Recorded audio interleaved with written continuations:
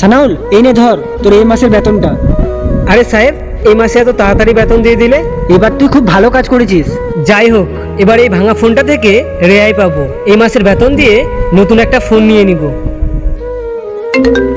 আরে, মায়ের ফোন। হ্যাঁ মা। হ্যালো বেটা, বাড়ির রেশন শেষ হয়ে গেছে, কিছু টাকা পাঠিয়ে দিস এবার। আচ্ছা ঠিক আছে। আরে, বোনের ফোন। হ্যাঁ বোন। দাদা, কলেজের ফি দিতে হবে, কিছু টাকা লাগতো। আচ্ছা ঠিক আছে, পাঠিয়ে দিব।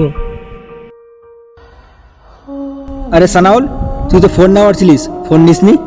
আসলে কি বলতো ভাই, আমার বাবা নেই, আর পুরো পরিবারের দায়িত্ব আমার উপর আছে। কোনো ব্যাপার না ভাই, পরের বার নিয়ে নিব। সুখের প্রতিটি মুহূর্ত আমার কাছে থাকে যখন বাবা আমার পাশে থাকে, আর যাদের বাবা নেই একমাত্র তারাই বুঝে বাবা হারানোর যন্ত্রণা কাকে বলে।